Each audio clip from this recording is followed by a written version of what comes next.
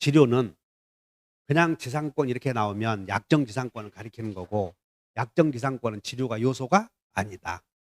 근데 주기로 했다면 2년 연체하면 소멸 청구할 수 있고, 그리고 소유자가 변동했을 때는 새로운 소유자를 상대로 2년 이상 연체해야 된다. 이해하셨지? 주기로 했을 때. 법정 지상권은 성립 시부터 지료 지급 의무가 생기는 거고, 분묘 기지권을 시효 취득했을 때는 성립 시부터야 소유자의 청구가 있으면 지료 지급 의무가 생겨. 아니, 분묘 기지권은. 그러니까 분묘 기지권은 언제부터 지료 지급 의무가 생겨? 소유자가 청구하면 그때부터 성립이 지료 지급 의무가 생겨. 여기까지 이해하셨어? 그다음에 법정 이상권에서 성립 시 지료가 정해지지 않으면 판결이 떨어질 텐데, 판결 떨어진 날로부터 2년 연체다. 전후에 걸친다. 처음부터 연체가 5년이었다면 연체가 이미 진행이 되어 있어. 그래서 판결 떨어진 날로부터 연체 기간의 기산점이 진행되는 것은 아니다. 이렇게 아시면 돼. 그러면 거기에 여러분 약정 지상권 교재 112페이지를 한번 가봐. 교재 없는 분들은 빨리 가져와. 112페이지에 자, 양가로 1번 약정 지상권 나오지? 약정 지상권에서 지료는 요소다, 요소가 아니다. 요소가 아니다.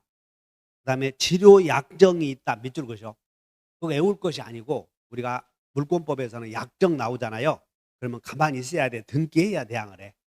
그래, 그래서 맨 위에 지료 약정이 있으면 등기하면 대항할 수 있다. 다만 토지 소유자의 승낙을 얻어서 분묘를 설치함으로써 분묘 기지권을 취득했다. 밑줄 그으셔. 분묘 기지권을 취득했다. 자, 여기 주의하셔야 돼. 분묘 기지권을 취득했다면 분묘 기지권에다가 밑줄 그으시고, 분묘 기지권은 등기해야 대항해. 등기 없이도 대항할 수 있어. 그러므로 분묘 기지권을 당사자의 계약에 의해서 취득했어도 분묘 기지권은 애초에 등기를 할 수가 없으니까 지료 지급을 하기로 했어도 등기 자체가 불가능하단 말이야. 그래서 등기해야 대항해. 등기 없이도 대항할 수 있어. 그것이 분묘 기지권만의 특징이다 아시면 돼. 그래서 읽어보면, 다만 토지 소유자의 승낙을 얻어서 분묘를 설치함으로써 분묘 기지권을 취득한 경우 분묘를 설치할 당시의 토지 소유자와의 합의에 의해서 정한 지료 지급 의무의 존재 여부나 효력은 등기해야 등기 없이도, 애초에 분묘 기지권은 등기를 못하니까, 즉 무슨 얘기냐면요, 갑이 토지 소유자이고 임야 소유자이고 을이 여기다가 해가 분묘를 설치할 때 아버지가 돌아가시면 남의 땅에 모실 때 요즘에는 그냥 매장 안 하면 들어갈 수가 없어. 해가 뜨는 곳에 분묘를 설치해야 되겠어? 해가 지는 곳에 분묘를 설치해야 되겠어? 뜨는 것이 좋겠어? 지는 것이 좋겠어? 뜨는 곳이지. 그런데 해가 뜰 때는 분묘를 자주 안 가봐. 늦잠 자니까. 그래서 점심 먹고 늦잠 자다가 한 3시에 가보거든? 그럼 해가 뜨는 곳에 있을 때는 이미 해가 이렇게 넘어갔으니까 쓸쓸하게 있다고. 근데 3시에 가봤더니 해가 지는 곳에 분묘가 설치되어 있으면 화창하게, 아따 우리 아버지 참 근사하네. 내가 느낌 봐. 사람들 일반적으로 해가 뜨는 곳에 분묘를 설치하는 게 좋겠지만, 게으른 놈들이 어디 가나? 늦잠 푹 자고 막걸리 한 잔 먹고 갔더니 해가 뜨는 곳에 묻어놨더니 해는 이미 서쪽으로 지고 있는데, 보니까 어둠이 짙게 깔려서, 야, 이 아버지 이 컴컴한 데 묻어놔서 이게 재수없구만. 내가 일 제대로 되는 게 없네. 근데 해가 지는 곳에 묻어놓으면 해가 질 때 가서 보니까 여기 확 넘어가 잘 보이거든. 그러니까 사실은 분묘는 해가 뜨는 곳에 묻는 게 아니라 게으른 놈들만 꼭 아셔. 해가 지는 곳에 묻어야 좋아요. 나는 게을러 부지런해. 그래서 가보니까 이렇게 그러더라니까 상황이. 그래서 무슨 얘기를 하면 여기다가 분묘를 설치해서 토지 소유자와 지상권자 계약을 해서 분묘를 설치했고 지료도 계약에서 성립한 거야. 지료도 주기로 했어. 1년에 뭐 10,000원씩 주기로 했다고. 그래서 토지 소유자가 임야 소유자가 바뀌었어. 그러면 새로운 소유자가 요 을에게 지료 주시오 하려거든. 애초에 등기했어야 돼. 안 해도 괜찮아. 분묘는 등기 없이도 대항할 수 있잖아요. 그 내용이 작년에 시험이었어요. 작년에 시험이었다. 다시 한다. 분묘 기지권을 취득한 자는 지료 주기로 했을 때 그 지료 지급 약정을 등기할 방법이 분묘 기지권은 등기 능력이 없다니까. 그러니까 분묘 기지권을 지상권자가 취득했어도 등기 방법이 없어. 따라서 지료를 주기로 했어도 등기 방법이 없다. 그러나 대항은 해 못해. 물권이니까 대항할 수 있다. 그렇게 이해하시라고.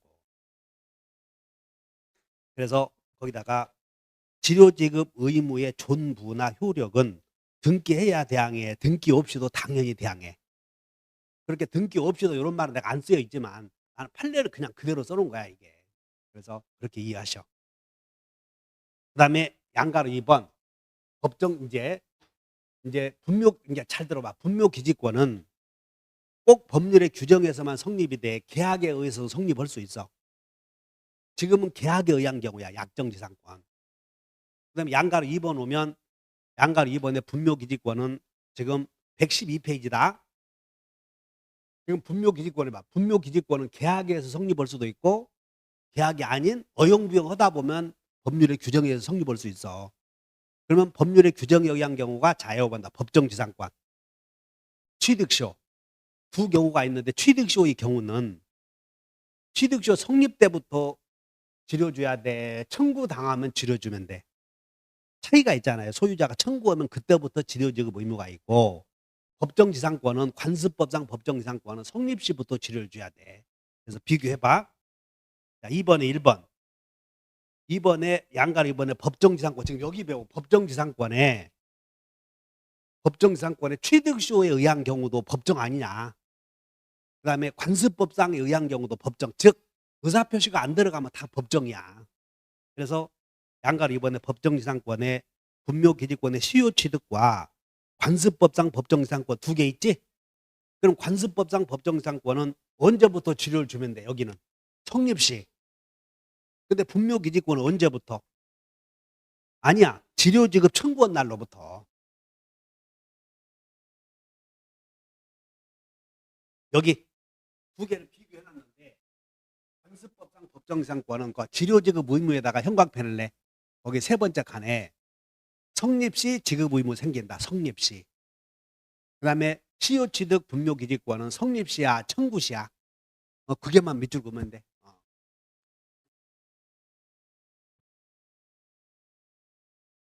다음에 양가로 3번에 내려와서 지료연체.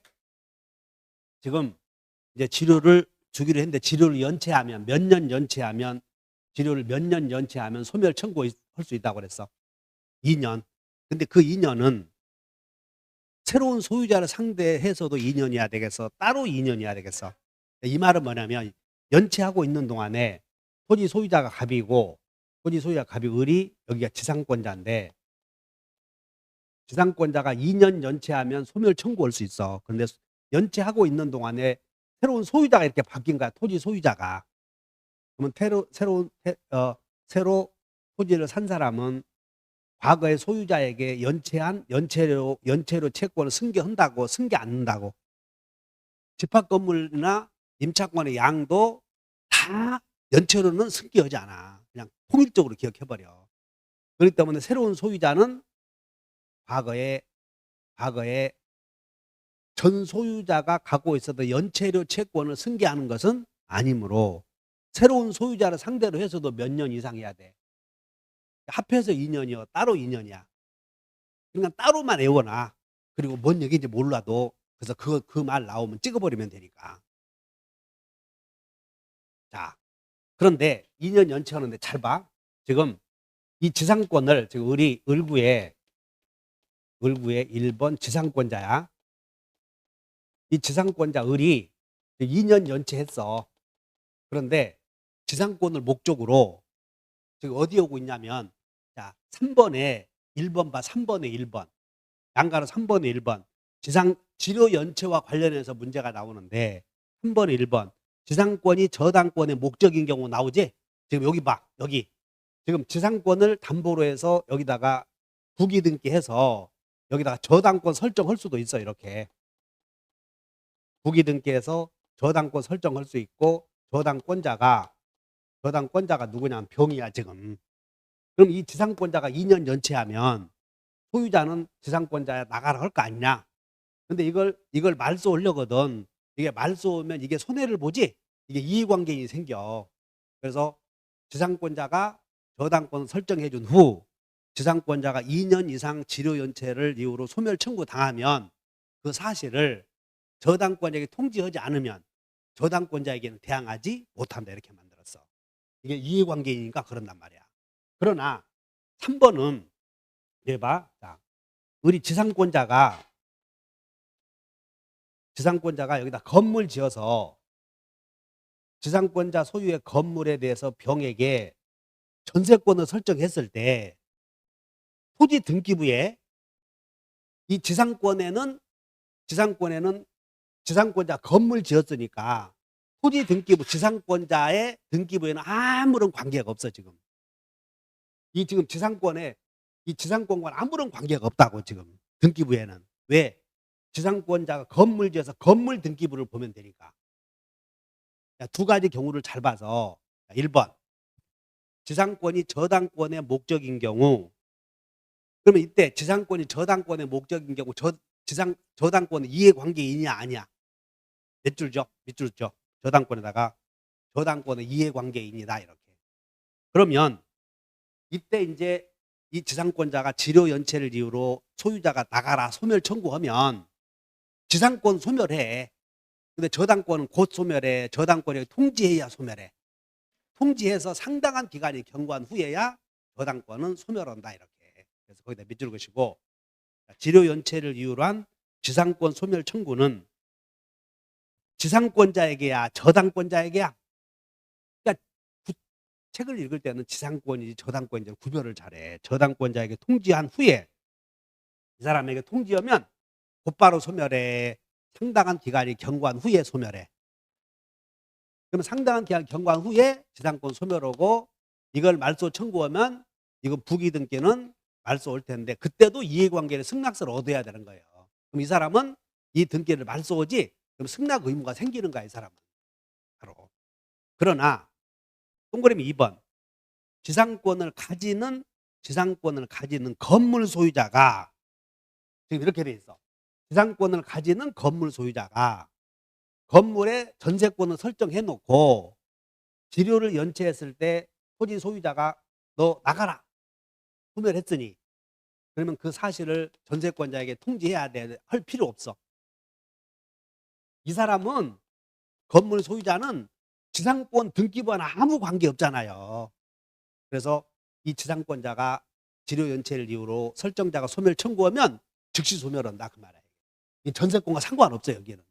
왜? 등기부에 안 나타나잖아. 이거는 지상권과 직접 관계가 없는 거라고. 그래서 그 두 개를 비교해. 2번 지상권을 가지는 건물 소유자가 그 건물에 전세권 설정했다. 그래서 지상권자가 2년 이상의 연체를 이유로 지상권 설정자가 지상권의 소멸을 청구하면 전세권이 있더라도 지상권을 소멸하지 않아. 전세권 아무런 관계가 없다는 거예요. 지금 전세권은.